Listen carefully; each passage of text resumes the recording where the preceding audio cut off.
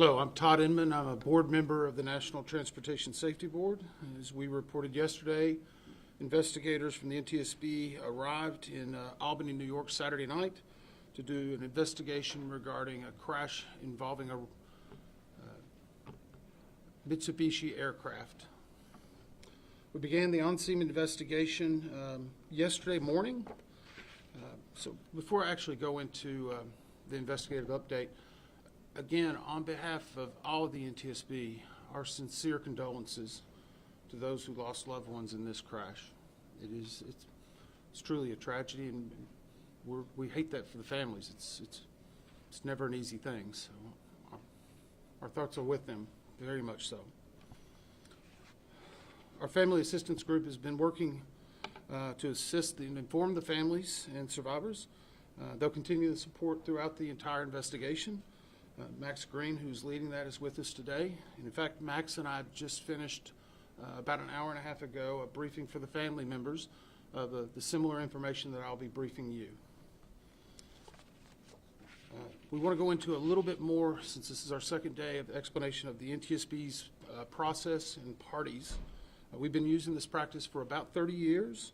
We offer the party status to those government agencies, individuals, operators, government officials that may have experience or been a part of this accident.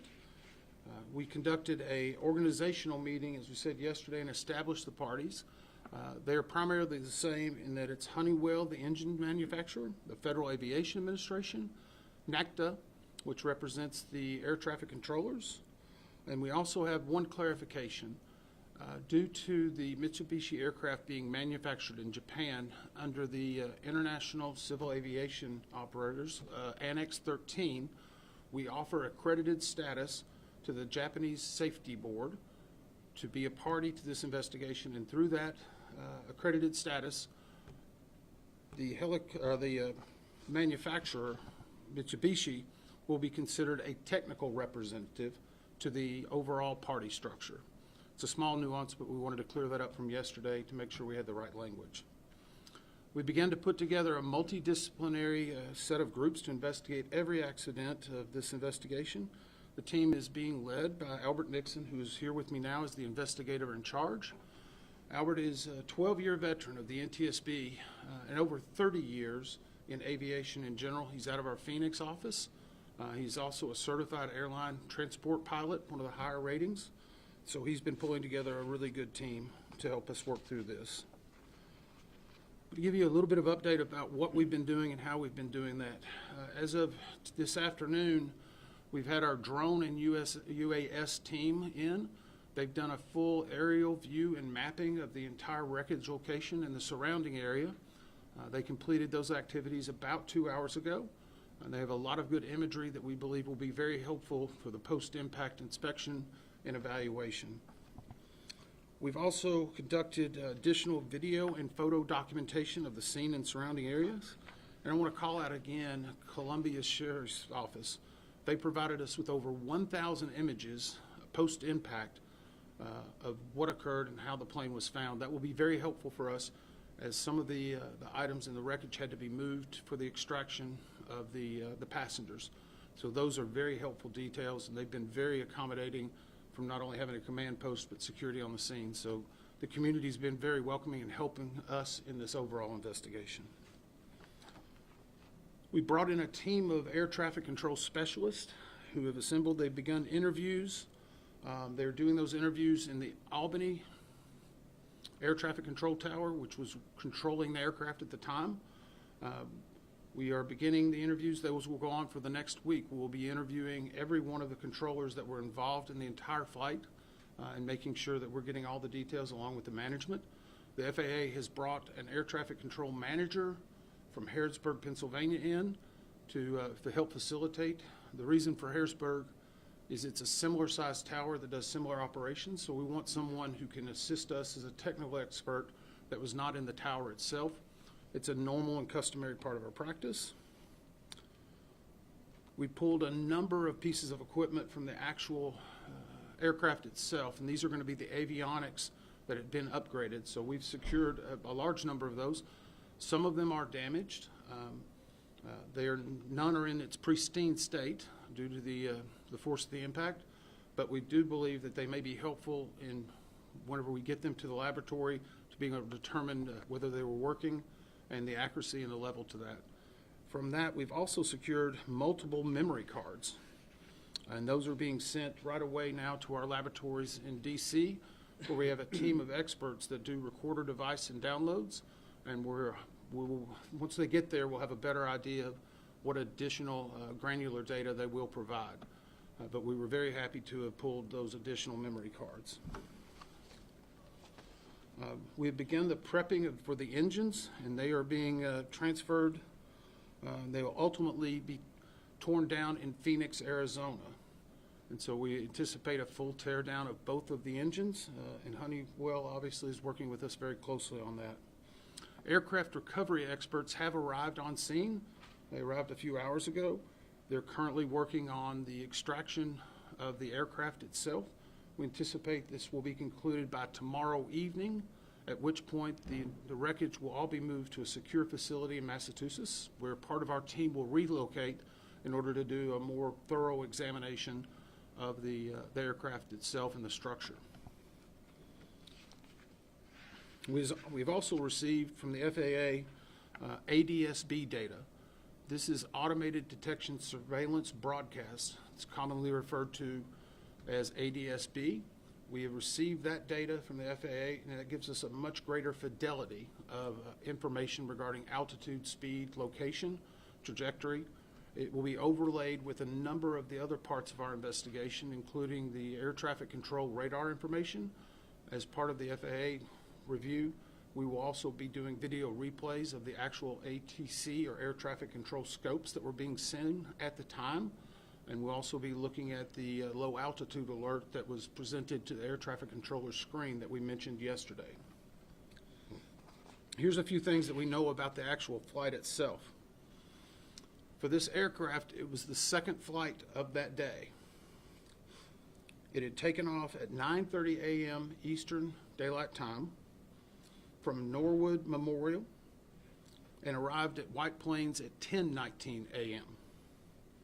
It then departed White Plains at 11:34 en route to Columbia Airport before it was lost on air traffic controller screens and subsequently found in a post-impact crash. We're at the location that we found it. Automated weather at Columbia Airport was recorded 4 minutes prior to the actual accident. And I'm going to make sure I clarify this. It was at the airport. The crash scene is approximately 10 miles from the airport. So there can be a slight variance between the airport and what was experienced at the crash scene, but it would be fairly consistent. And we're actually going back out and looking at other reporting stations en route to make sure we're providing the best investigative picture of all the information. Automated weather at the Columbia Airport 4 minutes before the crash indicated a minimum ceiling of 400 feet AGL. Wind from 10 degrees at 8 knots, a temperature of 37 degrees with a dew point of 36 degrees Fahrenheit. Relative humidity was 93%.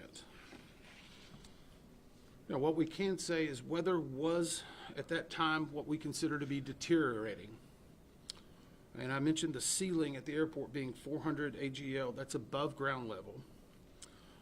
At 400 feet AGL for that approach at that airport, it would be the minimum for a landing under an IFR, or instrument flight approach. So at 400 feet, the altitude would be the absolute minimum, 400 feet ceiling would be the minimum for that type of landing on that approach at that time. We have reviewed some of the records regarding the pilot of this aircraft. And if you look at the Mitsubishi series, you may notice that this type of plane requires additional training beyond just a normal FAA private pilot's license. We're reviewing all details regarding that pilot and the licensing, all the inspections, all the check rides. But for this specific aircraft, additional training was required to operate it. The training was completed and the pilot was proficient. It was completed on October 8th of 2024. Our teams have been working around the clock to try to gather this information and put together the facts that will help us determine what caused this accident, and of course help prevent such tragedies from happening again. Now I'm going to ask the IAC to come forward and tell you a little bit about some of the working groups that he started to establish that will ultimately lead to the investigative report. As mentioned, for the investigative update, we formed several teams. The first is the weather team, and obviously, as you mentioned with the weather, they're gathering all the pertinent weather data from the National Weather Service for the accident. Previously mentioned, we also have an ATC team here, plan to be here all week. I think you talked a little bit about it already, but their role is the reconstruction and review of the air traffic control services provided to the accident aircraft, obviously. And this includes flight track, surveillance, radar, ADSB, etc. And any communications with ATC. Another group we have formed is structures, and basically those are the ones that are currently on scene finishing up. They're looking at the airframe, the engines, and also they'll be looking at impact angles, and they're trying to determine the angle the airplane impacted and also the attitude. So that's being worked as we speak. And finally, power plants, the engines. We mentioned where they're going ultimately, but obviously they'll be looking at the engines and the propellers and all the accessories associated with the engine. Thank you, Albert. So these, as I said, they've been working around the clock. As to our schedule going forward on the investigation, we're working closely with not only the parties to gather that principal evidence and key measurements to expedite on our on-scene activities. Our goal while we are here is to collect all perishable evidence that can be stored for later examination and evaluation. Once that is concluded, the team will wrap up in the area. We anticipate being in the area, we believe, another 5 days, depending upon weather and what we find. However, if we need to stay longer, we will. If we need to bring people back at another point, we will. But we feel comfortable with where we're at currently in obtaining that perishable evidence. We've made good progress today and yesterday, and it's still very early. Our objective is not just to find out what happened, but why it happened, so we can make recommendations so this does not happen again. We're not going to be speculating about what may have caused the accident. We hope to have the preliminary report out in 30 days and the final report in 12 to 24 months. However, I do want to stress, if we find a pressing need, we have no problem issuing an urgent safety recommendation before then. The NTSB has had a history. In fact, we did a similar urgent safety recommendation. I was the board member for the DCA crash.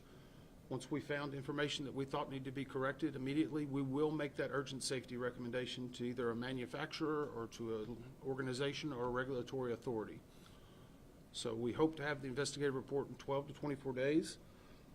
We will be sending out, as I said, the preliminary report. It'll have the facts of the accident itself, more information that we've pulled together regarding additional reports.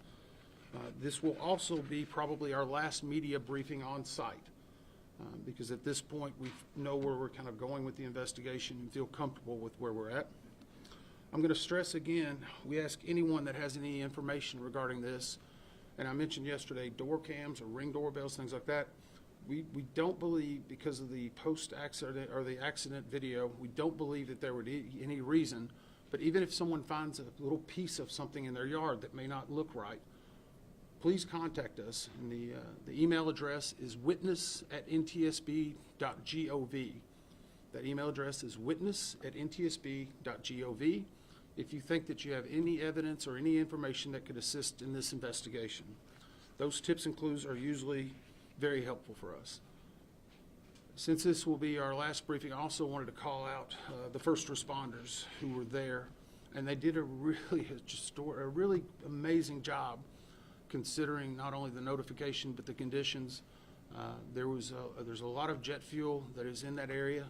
I know a lot of us had to decontaminate 3 times yesterday in a wash bay, and so they were really working very hard, and we're very appreciative of their efforts. Those are really truly unsung heroes of your community. Those first responders who were involved in the initial response were the Columbia County Sheriff's Office, the New York State Police, the Community Rescue Squad, the Craryville Fire Department, the Hillsdale Fire Department, the Columbia County Fire Coordinator's Office, the Columbia County Coroner's Office, the New York State DEC Spill Response, Greenport Rescue, and I would also like to mention the school systems in Columbia where they've allowed us to use as one of their facilities in their wash bays as we've been doing some of our meetings, and also LifeNet. The Sheriff's Office and others were hopeful enough that they actually had an air transport on call if necessary for this incident. It ultimately was not needed, but we were appreciative of everything they did. So with that, we're going to try to take some questions and hopefully get some answers for any information you may need. I ask that you just tell us who you are and from what outlet you come from. Yes, sir. We asked last time about the airworthiness ticket that was first in 1985 and then it was updated in 1995. More information is usually only done if there's something significant that happens, like a crash or anything like that. Can you give us any insight into that airworthiness ticket today? So the question was about airworthiness ticket, and we did take that back, and we've had a discussion with the Mitsubishi representative. Of our initial review, we feel comfortable that that plane should be flying. We see no issue with that, especially with its inspections. We do know that occasionally when an airworthiness ticket is opened up at an original delivery, it sometimes creates one airworthiness certificate, and sometimes you can have either a major upgrade or a change in the aircraft. It can be several other reasons. So one of the other things that we're actually doing is going back through every maintenance record for the entire life of that aircraft. We're pulling together every inspection. We will most likely talk to anyone who did work on that plane recently. We will also talk to anyone who may have done any check rides or anything in regard to follow-up maintenance on it. But we are feeling good about the specificity of the information we're receiving. Because of the sale that occurred last year, there was a lot of updated information. And there were several reviews from different regulatory authorities. So I appreciate it. Other questions? Yes, sir? You mentioned that the pilot would need additional certification in order to fly a plane like this. If you can go into a little bit more details about what type of certification that's needed, what type of training or education that's needed. So the question is about basically additional training regarding this type of aircraft. The Mitsubishi, this is a twin propeller turboprop. It is what operates what I would say at a very high speed, close to jet speed. So it's a very agile, high performance type of plane, even though it's registered as a turboprop. Over the course of investigations, the NTSB has found and made recommendations, specifically making sure that an operator has an additional level of expertise beyond just a standard private pilot's license and possibly a certification under, say, a piston single engine. And so through those recommendations and working with industry and regulators, that is now a requirement for that additional training. I believe it's around 8 to 10 hours specifically to that aircraft, but we do know that we verified that this owner and operator, and we have confirmed the owner is the same person as the operator, that this owner and operator went through that training and was fully certified to be on that aircraft and flying it. Follow? Yes, sir. 8 to 10 hours of flying time? So the question was 8 to 10 hours of flying time. I don't know the specifics of that. I know it's specific to that airplane and that air structure. I don't have that training curriculum at that time. I do know that it was, as I said, a suggestion from the NTSB and others, and that we closed that recommendation acceptable. So we felt comfortable with the action that was taken by the manufacturer and the regulator to ensure that the training would be adequate for that type of aircraft. Other questions? Yes, ma'am. Hi, Jessica Glenn with National Thirteen. Mhm. Question about the year of manufacture, 1985, and then the year that it was certified to be safe to fly was 1995. Anthony touched on this. Is it normal for there to be a 10-year gap between that time, and then also that you said it should have been flying fine and there could have been major upgrades or changes? Is it normal for there to be a 10-year gap for all of that? So the question exists about some records that show 1985 versus 1995. I would say we're digging into that further based on the question, but I would say this, with airworthiness certificates, there can be sometimes events that change it. After a 10-year period that may say it needs a different or a new airworthiness certificate, you could have in this model, you could have a major modification change, such as the propellers. The propellers are a very specific and unique thing that could change the airframe itself. We will, as part of our investigative process, we will obviously be looking at that, every maintenance record. So right now, we don't see information that would lead us to the fact it was not airworthy at that moment.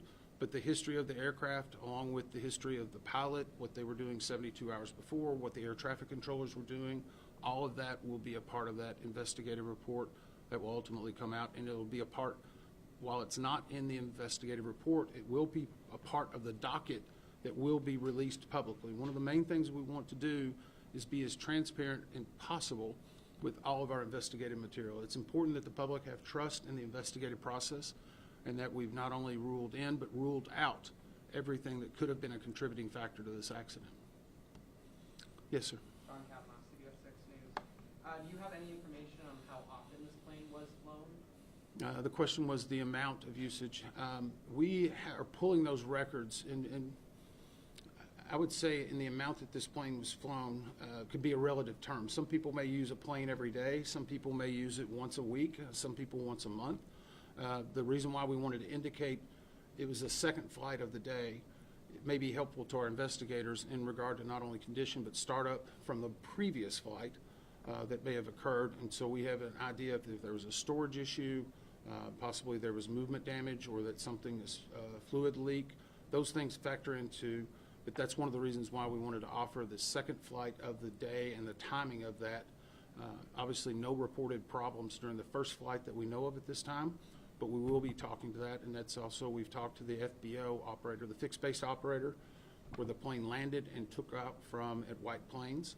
That is how we initially identified the 6 people that were on board from video of them actually getting on the plane prior to the crash. Additional questions? Yes, ma'am. Have you guys obtained any recent videos as of yet, or any sort of videos or tips from the public about this crash? The question was about additional videos or tips, and I don't believe so. I was looking to the IAC to confirm. I know we have had the one video we had from a general location. The way that works is whenever people reach out to our witness at ntsb.gov, there's a certain clearance process to make sure that it's valid information and worthy of ours. And I got to admit, 24 hours a day. It was a late night last night. It was early morning. So those typically filter to us from our response operations center, and there may be a little bit of a small lag time. I know the investigator in charge mentioned he's got about 12 phone calls to return just from this morning. So I don't know if we have anything yet, but we're very appreciative. It's very often that those tips are very helpful for us. They help paint a better picture. So that's the reason why we try to reach out to as many people as we can. I will again stress, we don't believe that there's anything based on the one video we have that there was any type of mid-air breakup.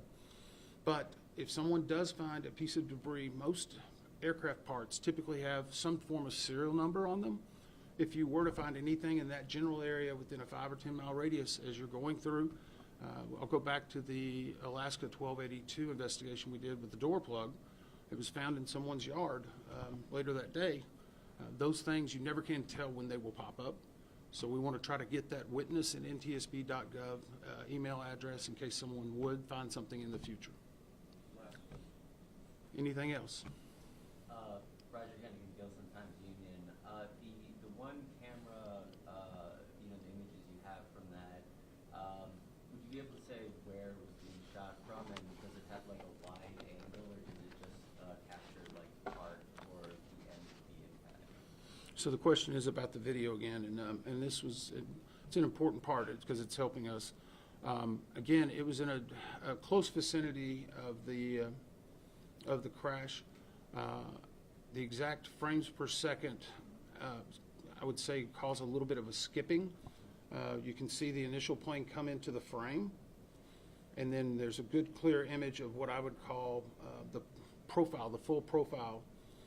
If you can imagine seeing a picture of a plane on the side to a certain angle, you're only seeing that side. You're not able to see everything across it. So if you can imagine a picture coming across at a full profile, that lets us know, and that's the reason why we have a better degree of confidence that there was not some type of specific breakup.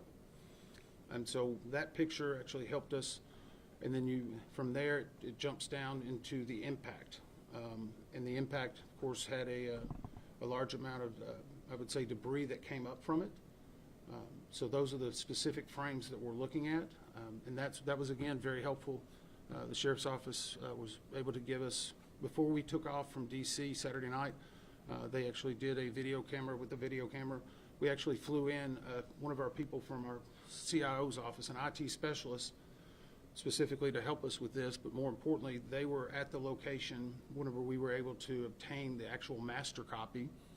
And so that's the reason we brought in a CIO person. We want to make sure we're investigating every possible aspect of this incident.